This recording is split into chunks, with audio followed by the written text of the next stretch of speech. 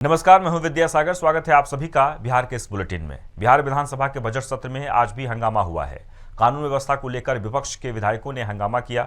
Law and order और अन्य मुद्दे पर बीजेपी ने विधानसभा में कार्य स्थगन प्रस्ताव लाया। आंगनबाड़ी सेविकाओं का मानदेय बढ़ाने की मांग को लेकर जबरदस्त हंगामा हुआ। बीजेपी विधायक लखनदर पासवान ने हंगामा करते हुए माइक तोड़ दिया, जिस पर विधानसभा अध्यक्ष ने कहा कि इस पर कार्रवाई होगी, जिसके बाद सदन की कार्रवाई दोपहर 2 बजे तक स्थगित कर दी गई। कार्रवाई स्थगित होने के बाद बीजेपी ने सत्ता पक्ष पर कई गंभीर आरोप लगाए। सदन के बाहर मीडिया से बात करते हुए नेता प्रतिपक्ष विजय सिन्हा ने कहा कि माइक तोड़ने की बात गलत है। सत्ता पक्ष के विधायकों ने हमारे दलित विधायक को गाली दी और धमकी दी है। लखनदर पासवान जी, आपने अमर्यादित कार्य किया है। आप जो है माइक तोड़ने का काम किया है, यह बिल्कुल गलत है।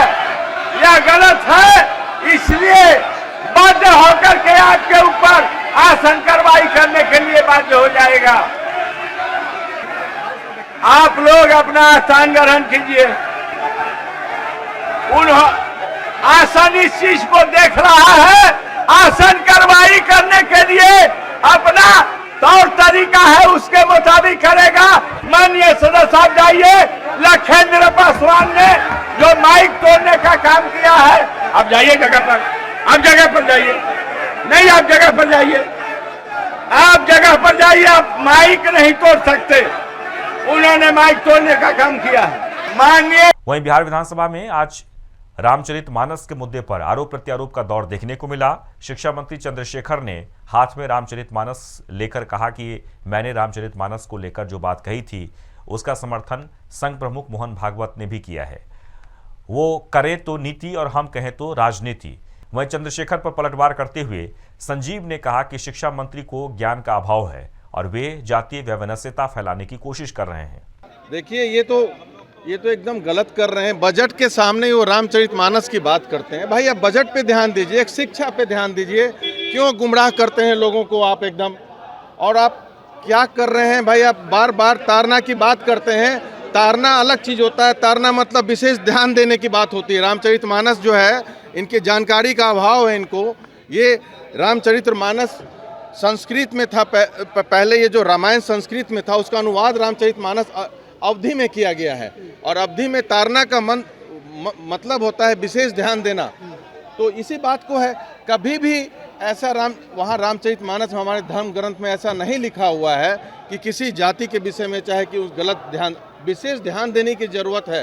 वहीं सारण में जनसुराज पदयात्रा के दौरान प्रशांत किशोर ने आम सभा को संबोधित किया। बीजेपी पर हमला बोलते हुए प्रशांत किशोर ने कहा कि गुजरात के सूरत में बिहार के 5 लाख युवा मजदूरी कर रहे हैं।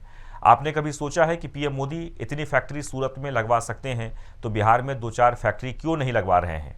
मोदी जी बिहार में फैक्ट्री इसलिए नहीं लगवा रहे हैं, यदि बिहार में फैक्ट्री लग गई तो देश में 15,000 में 12 घंटे काम करने वाले 2 करोड़ मजदूर कहां से मिलेंगे? आपने देखा होगा कि कोरोना में मजदूरों को मारकर भगा दिया था, लेकिन कोरोना के बाद उन्हीं लड़कों को जहाज और ट्रेन के टिकट देकर वापस बुला लिया। ऐसा क्यों हुआ? क्या गुजरात में मजदूर नहीं है? गुजरात में एगो शहर बा सूरत। अकेले एक सूरत शहर में 5 लाख बिहार का लड़का मजदूरी कर रहा है। रवा कभी सोचले बानी कि मोदी जी इतना फैक्ट्री अगर सूरत में लगवा देले बाड़न तो बिहार में 2-4 गो फैक्ट्री काहे निकल लगवावा? ये बात रवा बुझाता है कभी? क्यों नहीं लगा रहे हैं मोदी जी बिहार में फैक्ट्री? हम रवा के बतावता नहीं। अरे फैक्ट्री अगर बिहार में लग जाई तो 15,000 रुपया में 12 घंटा काम करे वाला 2 करोड़ आदमी मिलियन कहां से? इसीलिए नहीं फैक्ट्री लग रहा है यहाँ। देखनी ना कोरोना में जरा के मार के आदमी भगा दिलन, उन्हीं लड़कों को बस भेज के ट्रेन एरोप्लेन के टिकट दे के वापस बुलावल गए। कहाँ है? गुजरात में मजदूर नहीं कौन? तमिलनाडु में मजदूर नहीं है? मजदूर है, लेकिन वहां वो काम करेगा 30,000 रुपया लेके।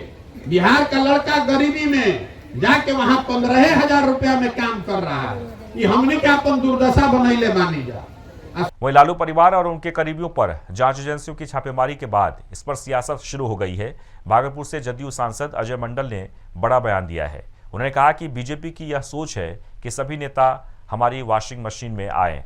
जो उनकी मशीन में नहीं जा रहे हैं उनको जबरदस्ती वह धो रहे हैं। उन्होंने कहा कि ईडी और सीबीआई पर स्वतंत्र एजेंसी है, लेकिन बीजेपी की मुट्ठी में है। देखिए, किसने क्या बना लिया इस पर हम नहीं जाते हैं।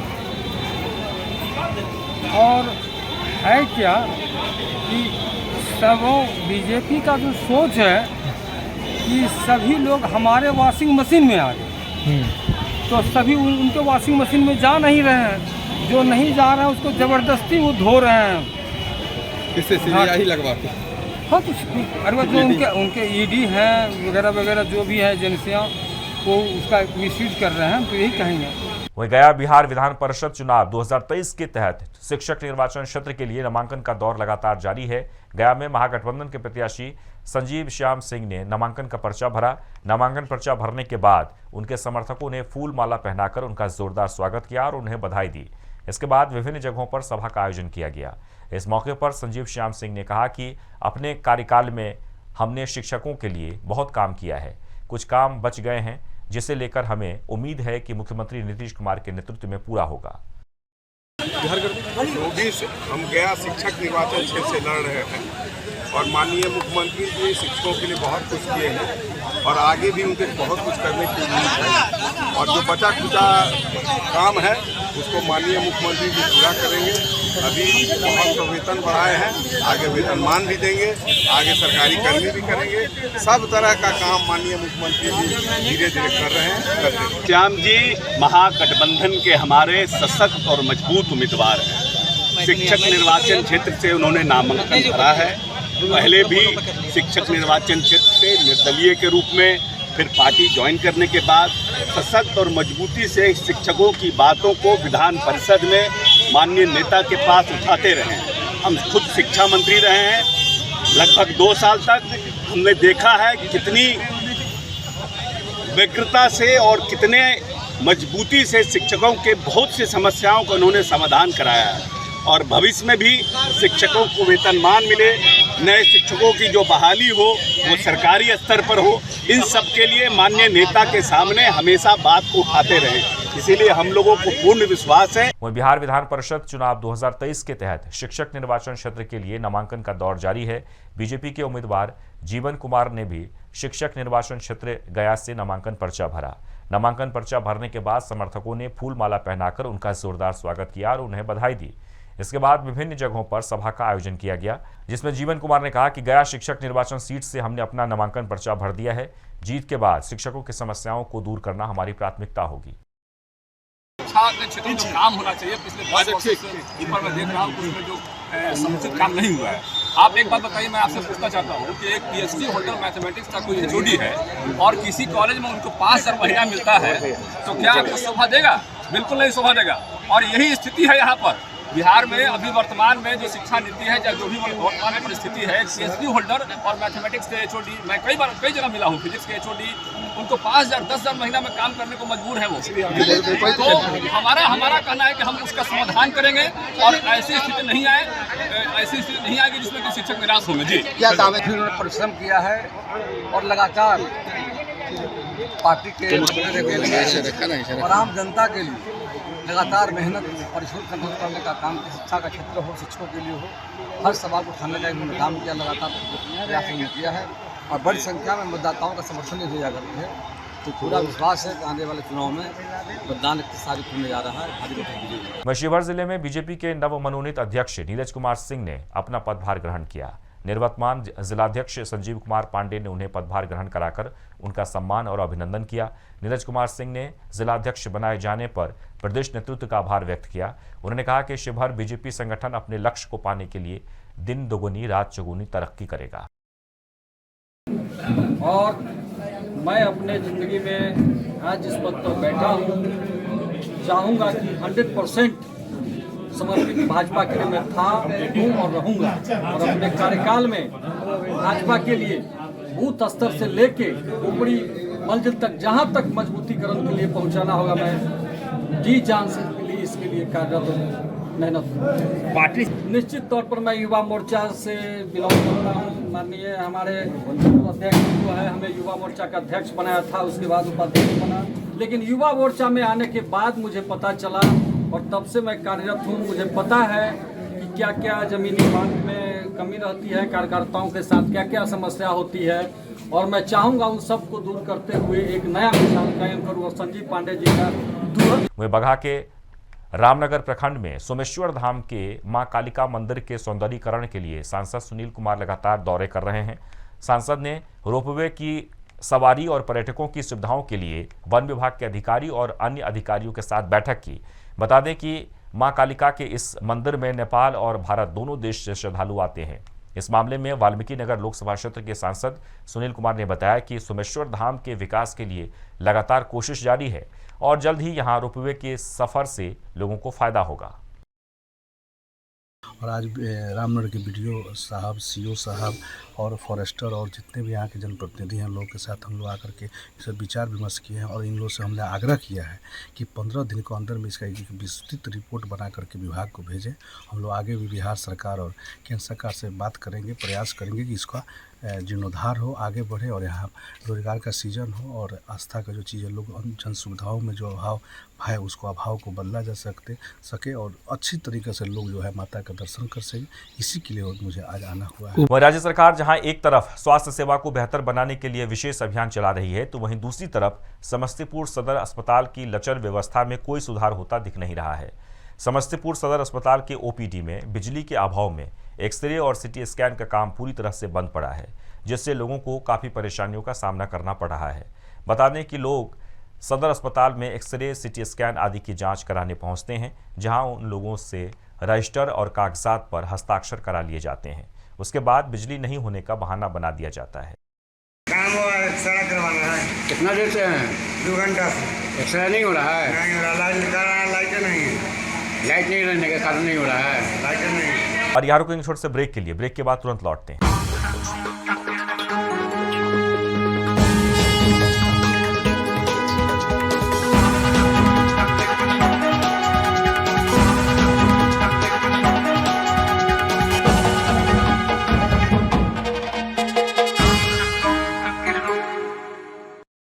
ब्रेक के बाद आपका स्वागत है। मोकामा प्रखंड के राजेंद्र सेतु के पास गंगा नदी में एक बड़ा हादसा हुआ, जहां 4 दोस्त स्नान के दौरान गंगा नदी में डूब गए। युवकों को डूबते देख नाविकों ने 2 युवकों को बचा लिया, लेकिन 2 युवक गंगा की गहराई में डूब गए। सूचना पाकर बड़ी संख्या में ग्रामीण गंगा घाट पहुंच गए। गोताखोरों की मदद से युवकों की तलाश की जा रही है। वहीं कैमूर जिले के रामगढ़ थाना क्षेत्र में रिश्तों को शर्मसार करने वाली घटना सामने आई है, जहां एक पिता ने अपनी नाबालिग पुत्री के साथ दुष्कर्म किया। जानकारी के मुताबिक आरोपी पिता ने नशीला पदार्थ खिलाकर अपनी नाबालिग पुत्री को हवस का शिकार बनाया। वहीं पीड़िता ने इसकी शिकायत थाने में की है। पुलिस ने शिकायत के आधार पर आरोपी पिता को गिरफ्तार कर लिया है। एक व्यक्ति द्वारा अपनी बच्ची को भांग की गोली खिलाकर उसके साथ दुष्कर्म किया गया और दुष्कर्म के उपरांत बच्ची को भांग की गोली खिलाई गई थी। वो बेहोश थी। आज सुबह जब ठीक से होश में आई थोड़ा बहुत, तो उसने छत पर जाकर अपने बगल के एक व्यक्ति को फ़ोन किया और ख़बर किया, बुलाया और उस व्यक्ति द्वारा वो व्यक्ति आकर उस व्यक्ति ने आकर घर का दरवाज़ा, तो बाप बाहर से बंद करके चला गया था। दरवाज़ा खोलकर व्यक्ति अंदर प्रवेश किया। उसके बाद बच्ची ने सारी बात उसको बताई और उसी के फ़ोन से आज सुबह में बच्ची के द्वारा उसे थाना को खबर किया गया। इस बात की सूचना दी गई घटना की। उसके बाद थाना के द्वारा त्वरित कार्रवाई करते हुए उसके पिता को गिरफ्तार कर लिया गया है और अग्रतर कार्रवाई की जा रही है। सर आरोप वहीं मोतिहारी के पिपरा थाना क्षेत्र में पुलिस ने कुएं से एक नाबालिग लड़की को बरामद किया है। बताया जा रहा है कि किसी ने लड़की के हाथ पैर बांधकर उसको कुएं में फेंक दिया था। लड़की के शरीर पर चोट के कई निशान मिले हैं। पुलिस ने लड़की के साथ दुष्कर्म की आशंका जताई है। वहीं पुलिस ने लड़की को इलाज के लिए अस्पताल में भर्ती करा दिया है और आगे की जांच में जुट गई है। कहा जा रहा है कि कुछ लोग उसको रेप करके कुआं में फेंक दिए थे। अस्पताल में आई है, उसका समुचित इलाज हम लोग कर रहे हैं। लेडी डॉक्टर से, फिजिशियन से उसका एग्जामिन करा देंगे। वो तो लेडी डॉक्टर देखेंगे तब बताएंगे प्राइवेट पार्ट से कहीं जख्म है कि नहीं, कहीं चोटों का निशान, वो तो उस पर उन्हीं का कमेंट होगा। जैसे प्राइवेट पार्ट्स वगैरह कुछ जख्म वगैरह है कि नहीं, चोट है कि नहीं, तो एग्जामिन करेंगे तब बताएंगे। वहीं कटिहार जिले में बारसोई प्रखंड क्षेत्र के लगवा पंचायत में शॉर्ट सर्किट की वजह से भीषण आग लग गई। देखते ही देखते आग ने 1 दर्जन घरों को अपनी चपेट में ले लिया है। आग में लाखों की संपत्ति खाक हो गई है। आरोप है कि दमकल विभाग की टीम काफी देर बाद मौके पर पहुंची। वहीं जिला परिषद सदस्य ने पीड़ित परिवारों को जल्द से जल्द मुआवजा देने की मांग की है। देखिए, इसकी सूचना बारसोई के सीओ को दिया, उसके बाद कर्मचारी को मैंने इसकी सूचना दिया और उन लोग आए हैं ठीक, लेकिन अब तक जो पीड़ित परिवारों को जो मिलना चाहिए वो अब तक मिला नहीं है। तो ये बहुत बड़ी दुखद बात है। मैं आपके माध्यम से कटिहार के जिला पदाधिकारी टीएम साहब को मैं बोलना चाहूँगा कि कहीं पर भी अगर क्षेत्र में आग लगी की घटना होती है तो इस पर तुरंत आग लगी पीड़ितों को मुआवजा देनी चाहिए। वहीं पटना के दानापुर में पुलिस ने पेठिया बाजार में बने सोनाली मंदिर में दूसरी शादी कर रहे एक युवक को गिरफ्तार कर लिया है। वहीं विवाह मंडप में पुलिस को देख लोग हैरान रह गए। पुलिस को देख आसपास के लोगों की भीड़ जुट गई। बताया जा रहा है कि युवक पहली पत्नी के होते हुए दूसरी शादी रचा रहा था। पुलिस शादी के मंडप से ही युवक और उसके साथ शादी कर रही लड़की को थाने ले गए। युवक की पहली शादी की जानकारी मिलते ही लड़की के परिजनों और लड़की ने शादी करने से इनकार कर दिया। है सर, नहीं भाग जाती है अपना मन से, अपना जब मन करता है जब भाग जाती है, चले जाती है और बार बार केस करके धमकी देती है। सर वो पता नहीं सर कौन उसको देती है, कनेक्शन हमको पता नहीं है। अपने आप भाग जाती है, कभी रहती है, कभी भाग जाती है। 1.5 साल से भाग गई थी। आपका कहना है कि अफेयर था उसका? हाँ सर, अफेयर है तभी ना भाग रही है। अभी हम दानापुर में है, सोनारी मंदिर के पास। मेरी बहन का शादी सोनू के साथ फेनहारा गद्दी पहले हुआ था। उस सोनू अपना दूसरा शादी चुपे छोड़ी यहाँ करने आया था। मुझे किसी से पता लगा जहाँ शादी होने जा रहा है तो मैंने यहाँ पे आया और 112 पर कॉल किया। 112 पर कॉल किए तो सौर गए और इसको पकड़े। शादी करवाने वाले इसके नाना है, ये अपने नाना गांव रहता था, नाना के यहाँ से शादी हो रहा था। और इसके साथ ही बिहार के इस बुलेटिन में बस इतना ही, लेकिन आप बने रहें टीएनपी न्यूज़ के साथ। नमस्कार।